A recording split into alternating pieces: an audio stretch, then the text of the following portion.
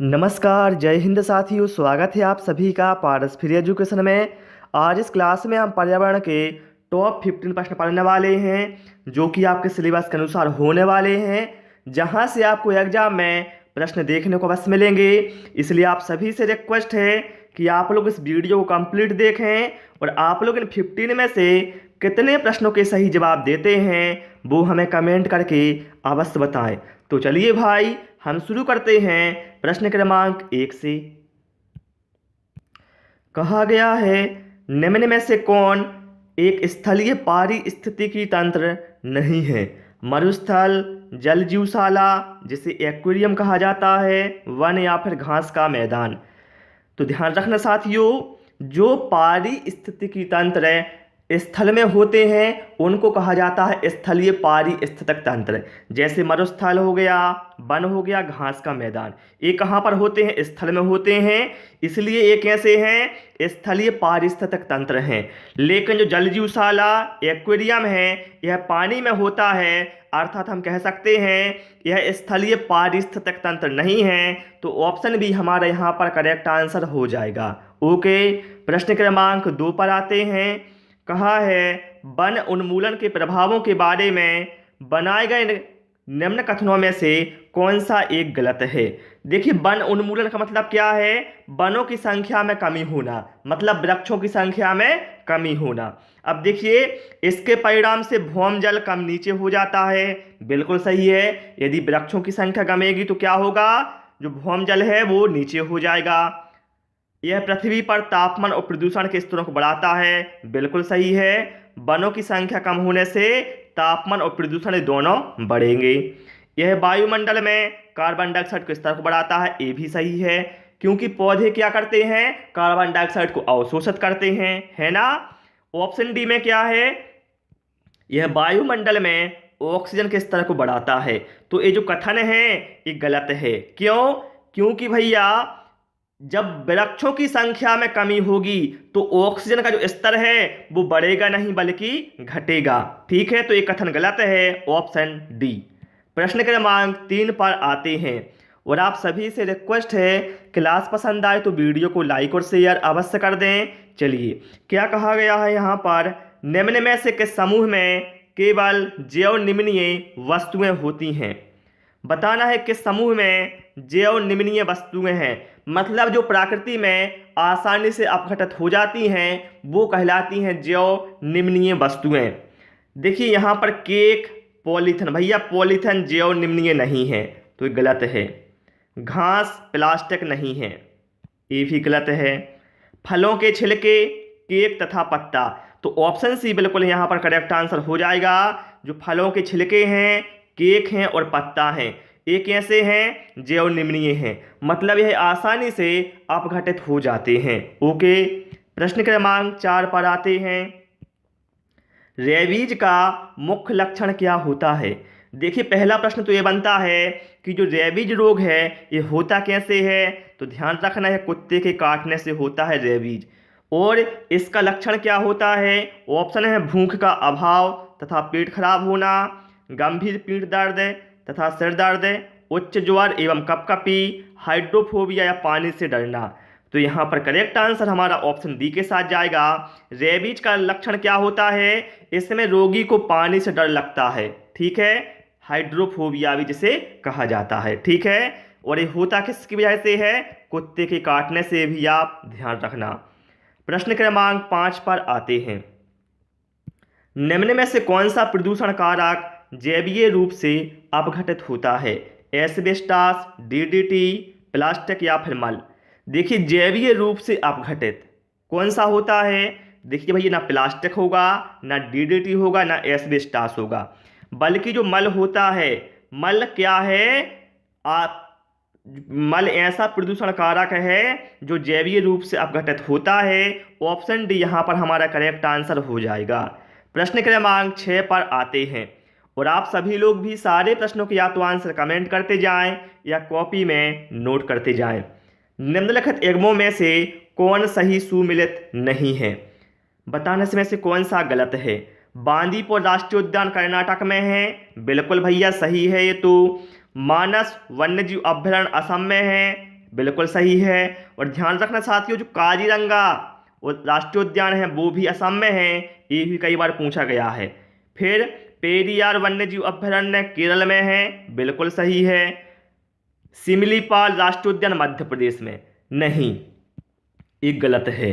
जो सिमलीपाल राष्ट्रीय उद्यान है साथियों, यह कहाँ पर है? ये है भैया हमारा उड़ीसा में, ना कि मध्य प्रदेश में। तो एक ऐसा है, गलत है, तो ऑप्शन डी ही हमारा करेक्ट आंसर हो जाएगा। प्रश्न क्रमांक 7 पर आते हैं। संयुक्त राष्ट्र पर्यावरण कार्यक्रम, जिसे शॉर्टकट में कहा जाता है यूनेप, UNEP, इसका मुख्यालय बताना है कहाँ पर है। देखिए, द हेग, नैरोबी, न्यूयॉर्क या फिर वाशिंगटन DC। तो ध्यान रखना, संयुक्त राष्ट्र पर्यावरण कार्यक्रम या यूनेप का मुख्यालय कहाँ पर है? नैरोबी में। जो कहाँ पर है? नैरोबी भैया केन्या में है, ठीक है।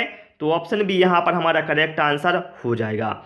आप सभी लोग हमें कमेंट करके बताएं कि यूनेप का फुल फॉर्म क्या होता है, ठीक है। चलिए प्रश्न क्रमांक 8 पर आते हैं। कहा गया है उर्वरकों के बारे में नीचे दिए गए कथनों में से एक कथन गलत है, उससे बताना है कौन सा कथन इसमें से गलत है। कहा गया है वे मृत व पशुओं के अपघटन से निर्मित हो सकती हैं। वे N, P और K जैसे पोषक से समृद्ध होते हैं, बिल्कुल सही है भैया। जो हमारे उर्वरक होते हैं यह N, P और K जैसे पोषक तत्वों से समृद्ध होते हैं। उर्वरक कारखानों में उत्पादित किए जाते हैं, बिल्कुल सही है। वे मुख्य रूप से प्रकृति में आकारबनक होते हैं, बिल्कुल सही है। जो उर्वरक होते हैं ये प्रकृति में आकारबनक होते हैं, लेकिन ऑप्शन ए में कहा गया था कि यह मृत पौधों और पशुओं के अपघटन से निर्मित होते हैं। तो ये जो कथन है वो गलत है उर्वरक के बारे में, ठीक है। चलिए प्रश्न क्रमांक 9, ये आपके अंतरिक्ष विज्ञान से लिया गया है। किन्हें भारतीय अंतरिक्ष कार्यक्रम का जनक माना जाता है? विक्रम साराभाई, CV रमन, डेविड धवन या फिर सतीश धवन। तो देखिए, अंतरिक्ष कार्यक्रम का जो जनक है वो माना जाता है विक्रम साराभाई को। ऑप्शन ए यहाँ पर हमारा करेक्ट आंसर हो जाएगा। प्रश्न क्रमांक 10 पर आते हैं। निम्नलिखित विटामिन में से रुधिर स्कंदन में किसकी भूमिका है? विटामिन ए, विटामिन के, विटामिन डी या फिर विटामिन बी। देखिए यहाँ पर क्या है, रुधिर स्कंदन, इसका अर्थ क्या हुआ? रक्त का जमना, रक्त का जमना या फिर रक्त का थक्का बनना। तो भैया इसमें कौन सी विटामिन की भूमिका होती है? विटामिन के की, जो दिया है हमें ऑप्शन बी में, यहाँ पर हमारा करेक्ट आंसर हो जाएगा, ठीक है। और इसके साथ ध्यान रखना, विटामिन ए की कमी से क्या होता है? रतौंधी होता है, ठीक है। विटामिन डी की कमी से क्या है? रिकेट्स नामक रोग होता है। विटामिन डी हमें कहाँ से प्राप्त होता है? सूर्य के प्रकाश से। विटामिन बी की कमी से क्या होता है? विटामिन बी की कमी से बेरी बेरी नामक रोग होता है, ठीक है। ये सारे पॉइंट आप लोग ध्यान रखना। प्रश्न क्रमांक 11, निम्न में से क्या जीवाश्म ईंधन नहीं है? कोयला, पेट्रोलियम, प्राकृतिक गैस या फिर लकड़ी। आंसर जरा सोच समझ कर देना। जीवाश्म ईंधन, देखिए जीवाश्म ईंधन की परिभाषा ही क्या कहती है?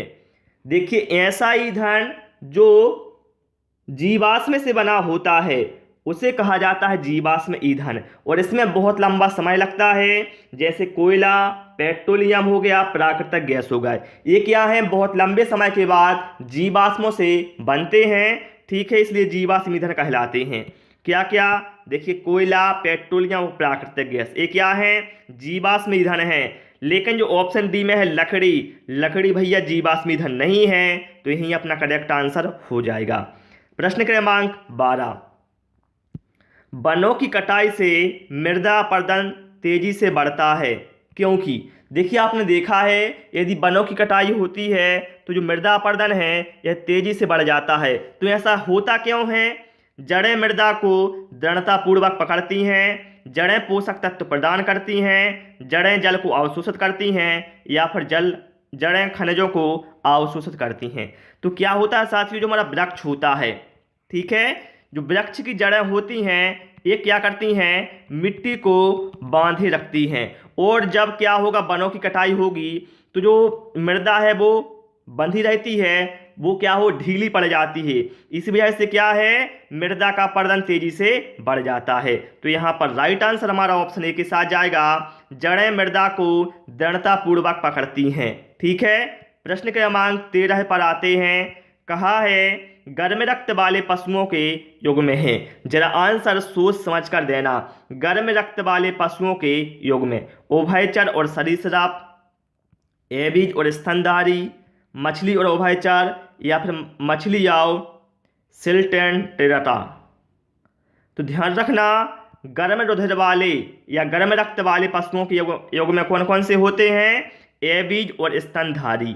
ठीक है, इनका जो तापमान होता है वह वातावरण से अधिक होता है। ठीक है, एबीज और स्तनधारी जो पशु हैं यह कैसे हैं, गर्म रक्त वाले होते हैं। तो यहाँ पर राइट आंसर हमारा ऑप्शन बी के साथ जाएगा। प्रश्न क्रमांक 14, जल रोगाणुनाशन के लिए सबसे आम रसायन क्या है। जल रोगाणुनाशन के लिए प्रयुक्त सबसे आम रसायन ऑक्सीजन, क्लोरीन, नाइट्रोजन या फिर कार्बन डाइऑक्साइड। तो यहाँ पर करेक्ट आंसर हमारा ऑप्शन बी के साथ जाएगा, क्लोरीन का यूज होता है जल रोगाणुनाशन में। प्रश्न क्रमांक 15, और साथियों यदि आपके प्रश्न जो गलत हो जाते हैं आंसर देते समय तो निराश मत होना कि हमने 15 में से 10 क्वेश्चन सही किए हैं या फिर 8 क्वेश्चन सही किए हैं। ठीक है, कोशिश करो, क्योंकि कोशिश करने वालों की कभी हार नहीं होती। कहा गया है यदि पृथ्वी पर पाई जाने वाली वनस्पतियां मतलब जो पेड़ पौधे हैं यह समाप्त हो जाए तो किस गैस की कमी होगी, कार्बन डाइऑक्साइड, नाइट्रोजन, जलवाष्प या फिर ऑक्सीजन। देखिए, यदि पेड़ पौधे समाप्त हो जाएंगे पृथ्वी पर से तो क्या होगा, कार्बन डाइऑक्साइड भैया क्या होगी, बढ़ जाएगी। ये तो बढ़ जाएगी क्योंकि पौधे क्या है, कार्बन डाइऑक्साइड को अवशोषित करते हैं। लेकिन जो ऑक्सीजन है जो पौधे हमें देते हैं, भैया पौधे रहेंगे ही नहीं तो ऑक्सीजन हमें कौन देगा। तो यह कह सकते हैं ऑक्सीजन की कमी होगी यदि पौधे समाप्त हो जाते हैं, जिसका बहुत बड़ा घातक परिणाम होगा। ठीक है, तो प्यारे साथियों उस क्लास में केवल हमने 15 क्वेश्चन इंक्लूड किए थे जो कि मैंने आपको व्याख्या से समझा दिए हैं। क्लास कैसी लगी और आपने 15 में से कितने प्रश्न सही किए हैं वो हमें कमेंट करके अवश्य बताएं। क्लास पसंद आई हो तो वीडियो को लाइक करें, दोस्तों के साथ शेयर करें और नए नए वीडियो पाने के लिए चैनल को सब्सक्राइब करें। Thanks for watching this video.